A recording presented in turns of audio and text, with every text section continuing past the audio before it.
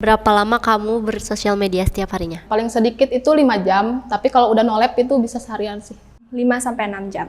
Mungkin cukup lama ya, apalagi setelah selesai ngerjain tugas itu biasanya dipakai untuk ngecek-ngecek sosial media. Jadi mungkin bisa lebih dari 5 atau 10 jam, tapi itu pun tidak konsisten secara terus-menerus digunakan.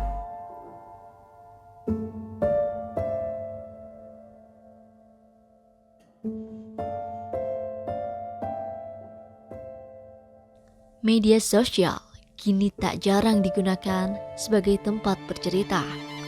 Mulai dari sharing kegiatan, sharing pencapaian, sharing keluh kesah, hingga sharing yang Fenomena oversharing. flexing atau pamer kemewahan saat ini kerap dilakukan sejumlah orang, terutama di media Pamer sosial. harta kekayaan kini terus menjadi perhatian publik. Maraknya aksi pamer barang mewah di sosial media atau flexing. Usai sejumlah afiliator ditangkap dan dijadikan tersangka, kini marak istilah flexing. Berbagai fenomena muncul seiring tingginya intensitas penggunaan media sosial.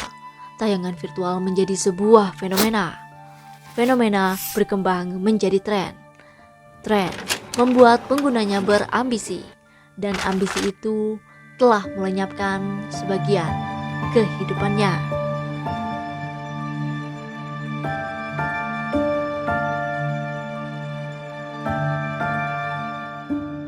Ya memang sudah tidak bisa dipungkir lagi ya yang namanya fenomena di masyarakat khususnya remaja itu mereka tuh udah betul-betul nggak bisa lepas dari media sosial.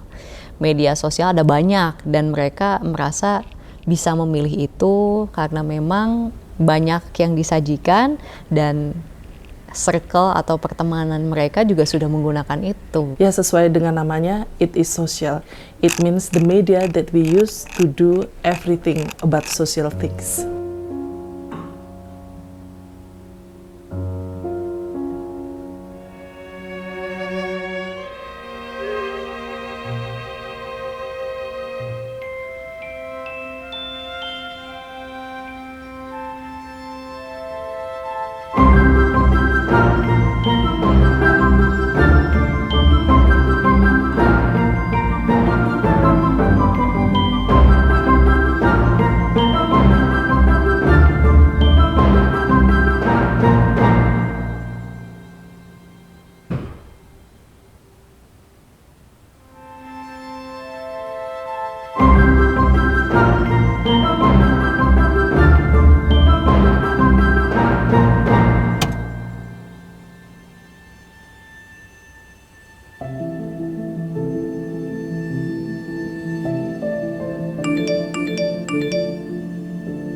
Untuk penjelasan dari dosen juga cukup sering ke distract dengan adanya media sosial. Nindi, coba jelaskan apa yang tadi saya bilang. Ayo apa?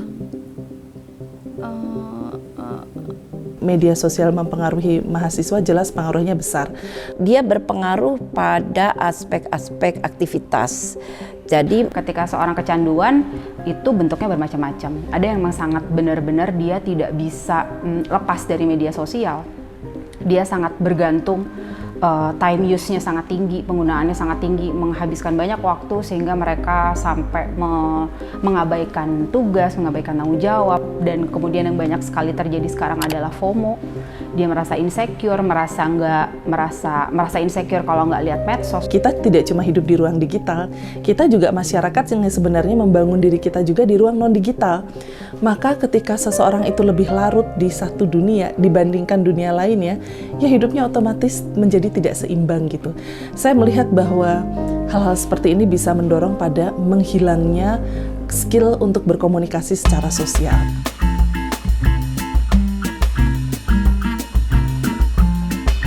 Paket.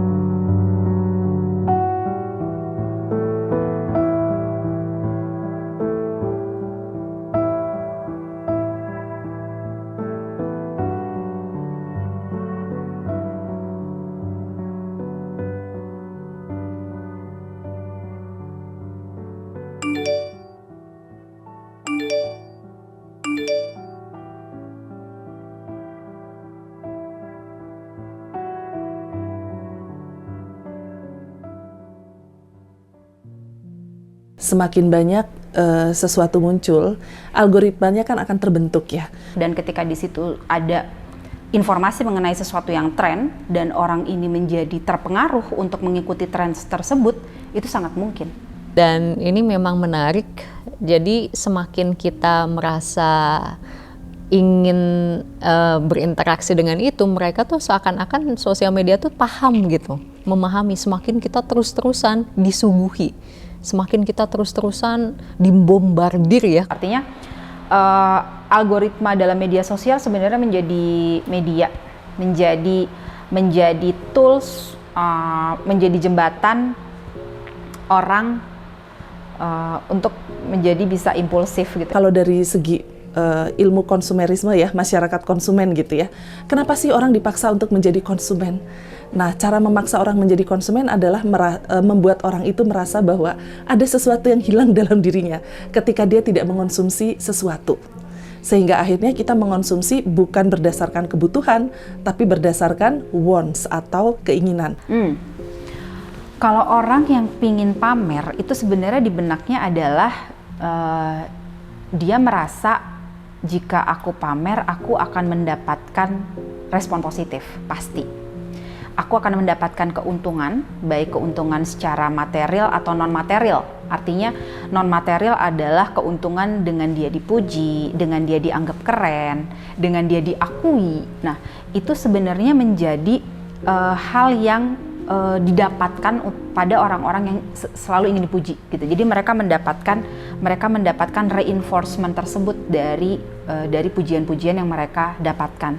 Jadi ya di kepala mereka ya kenapa mereka selalu ingin dipuji, selalu melakukan sesuatu agar dipuji, karena di kepala mereka dengan mereka pamer, mereka akan mendapatkan pujian, mereka akan mendapatkan respon positif, dan respon-respon positif yang mereka harapkan itu akhirnya menjadi penguat perilaku.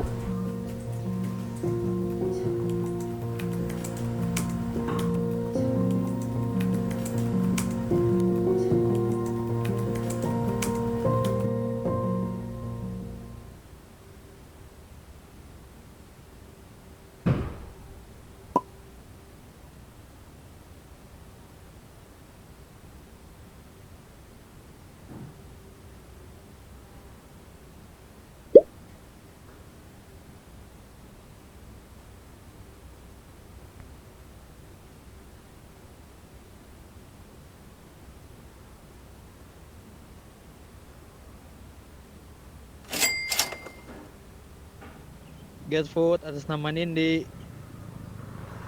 Atas nama Nindi.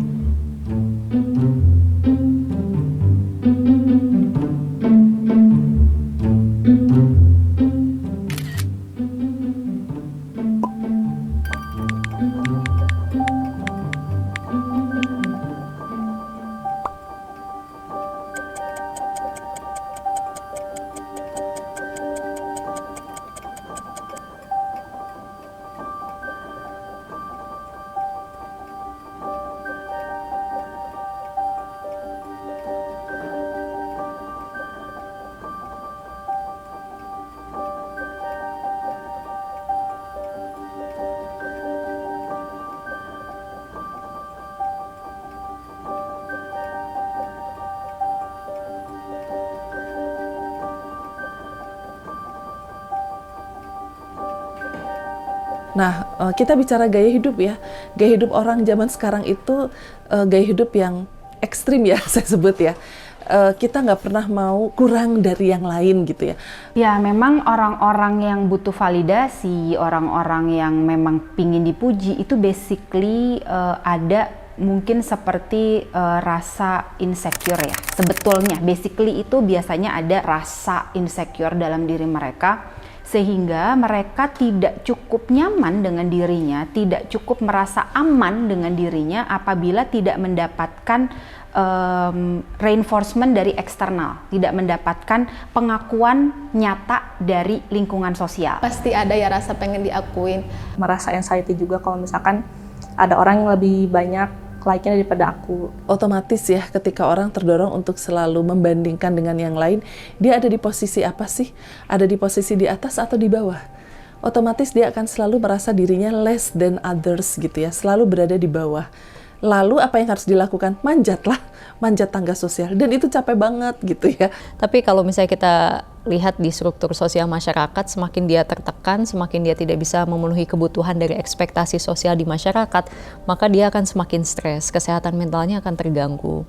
Kalau orang yang membutuhkan pengakuan, orang yang membutuhkan pujian, tapi tidak mendapatkan itu, paling buruknya depresi sih. Paling buruknya, artinya dia menjadi frustrasi kan, dia menjadi frustrasi karena aku butuh dipuji, aku butuh pujian, tapi kenapa orang nggak ngasih, atau orang sudah ngasih tapi tidak memuaskan aku. Ketika frustrasi itu semakin meningkat, semakin banyak dia mengalami frustrasi, ya dia bisa menjadi feel depressed.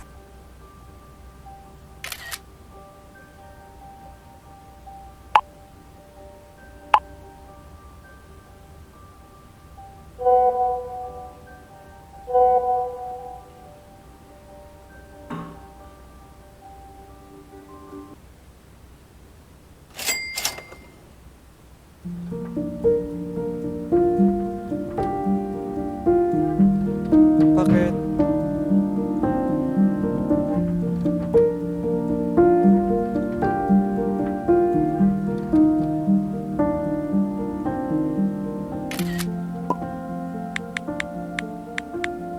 Ruang sosial media penuh drama, iya. Karena kita itu, para usernya itu memang doyan drama gitu ya. Jangan salah bahwa media sosial menambang perhatian, atensi kita. Itu kan currency-nya ya, alat tukarnya. Lewat apa? Lewat emosi. Maka wajar sekali ketika yang dieksploitasi adalah drama. Karena drama itu generating atau memunculkan emosi. Itu sebetulnya wajar karena setiap orang kan pasti seperti itu ya. Pasti ingin terlihat baik di depan orang gitu. Tapi yang berlebihan tentu nggak baik. Sebetulnya kan kalau misalnya society itu menganggap bahwa sesuatu yang ikhlas itu kan lebih baik gitu ya. Artinya ketika emang dia mau ngasih sesuatu, ya kasih aja tanpa harus bilang-bilang gitu. Tapi masalahnya sekarang media sosial ini kan menjadi seperti bagian dari hidup seorang. Artinya kalau misalnya dia mau berbuat baik tapi nggak kelihatan, rasanya kurang pas. Misalnya seperti itu. Jadi gimana caranya kita memperlihatkan pamer sesuatu tapi orang biasa menilainya itu kita punya image bahwa kita ini adalah orang yang memang berlebihan secara finansial. Biasanya begitu. Memang kehidupan itu kita nggak bisa mencegah orang menggunakan media sosial. Gitu. Cuman kita jadi tahu akibat-akibat penggunaan media sosial itu salah satunya adalah orang yang jadi pamer, pamrih dan sebagainya. Aman Bu, aku masih bisa ngatur uangnya kok. Syukur deh, Ibu nitip pesan aja ya, jangan boros-boros, ditabung itu uangnya.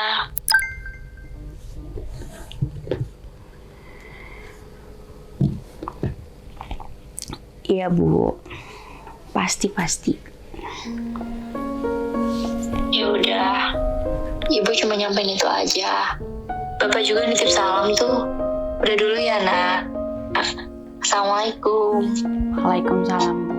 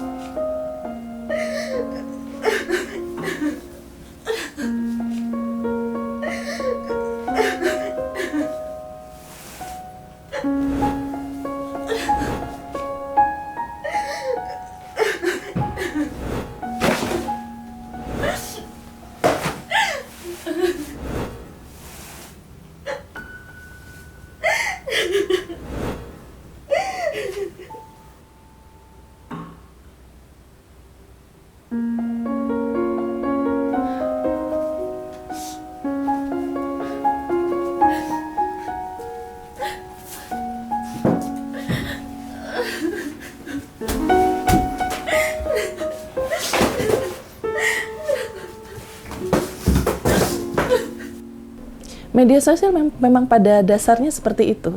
Dia membangun presence seseorang di ruang non-digital.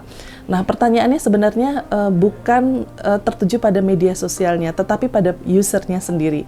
Usernya ketika menggunakan media sosial untuk apa? Apakah untuk merepresentasikan dirinya yang orisinal atau untuk melarikan diri dari kenyataan?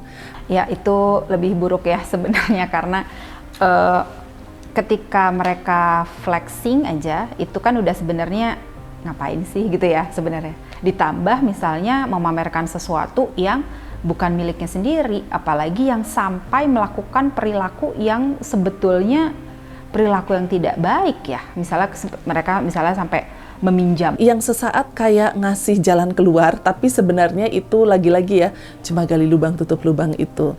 Ya akhirnya sekarang untuk pinjam-meminjam gitu ya, untuk bisa kelihatan wow itu ternyata gampang ya gitu ya. Kalau kita tidak punya sumber daya kita sendiri, ya pinjam aja sumber daya yang lain. Jadi ragam perilaku manusia untuk memenuhi ekspektasinya itu sangat beragam. Dan ada yang positif, ada yang negatif, ada yang efektif, dan ada yang tidak.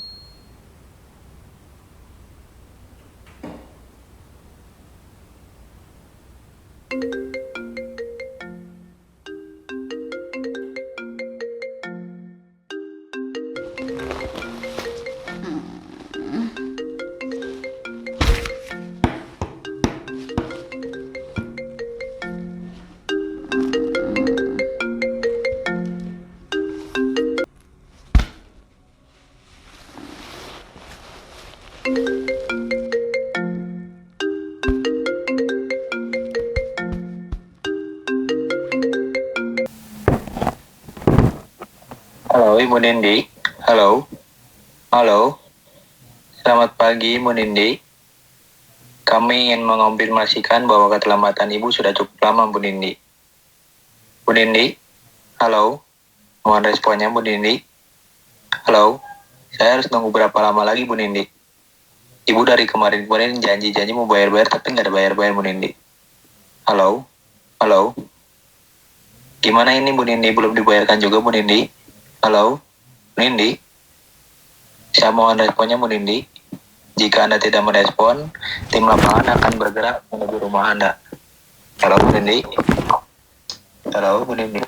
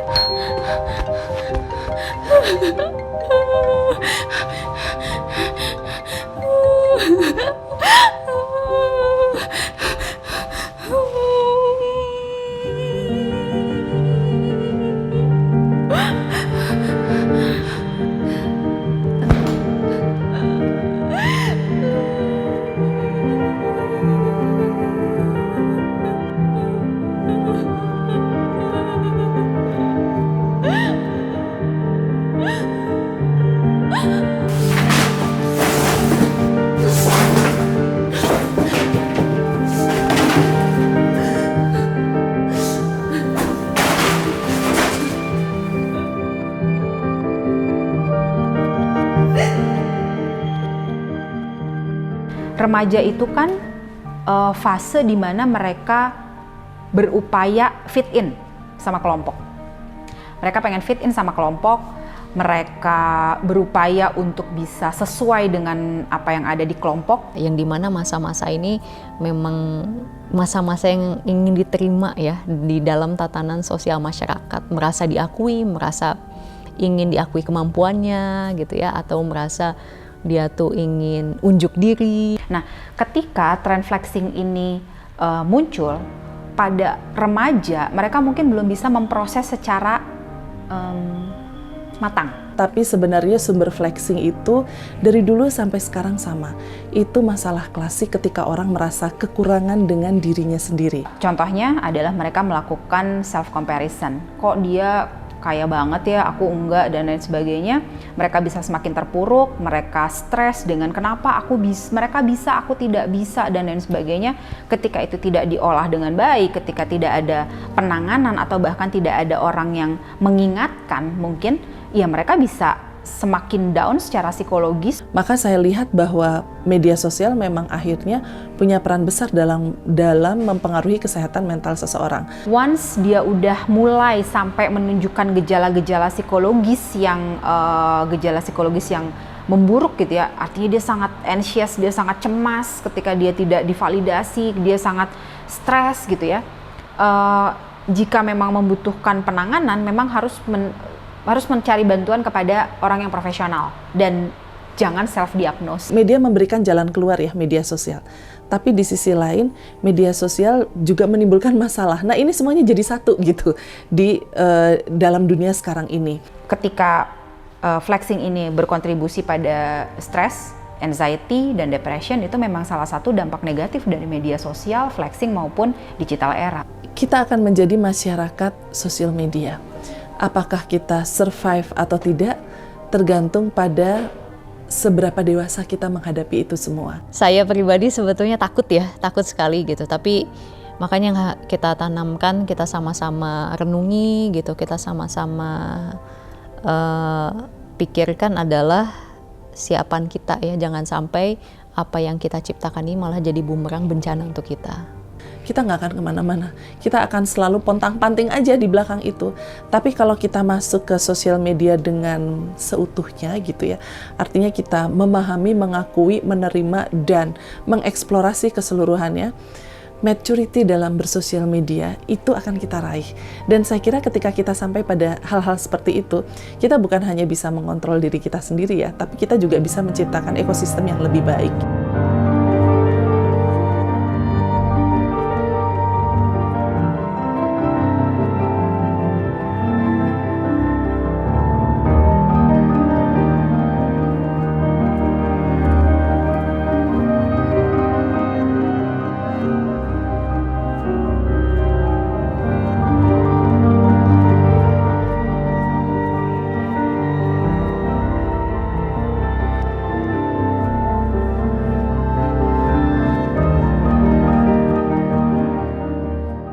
Itu aku bener-bener kayak sempet pengen ya bunuh diri. Pikiran aku udah ya gimana ya, ungkapinnya susah sih. Dan I'm so sorry, aku cuma bisa ngasih tahu sampai sini aja. Selebihnya mungkin ini aku nggak bisa ceritain ya, maaf. Karena ya I think ini private sih buat aku. Dan yang pasti waktu itu aku dirangkul beberapa kepala, tapi ya yang pasti aku sekarang lagi belajar buat lebih baik lagi. Aku udah kapok, aku udah muak sama hal-hal yang terjadi kemarin. Aku nggak tahu ya di luar sana mungkin ada yang relate atau bahkan sama kayak aku. Tapi sejujur-jujurnya aku dari tadi cerita panjang lebar pengen ngasih tahu aja sih ke ya mungkin ke kamu atau ya ke siapapun itu bahwa ya jangan kayak aku. Aku baru ngeh akhir-akhir ini loh. Kalau emang kenyataannya itu menurut aku ya, sosmed itu addictive.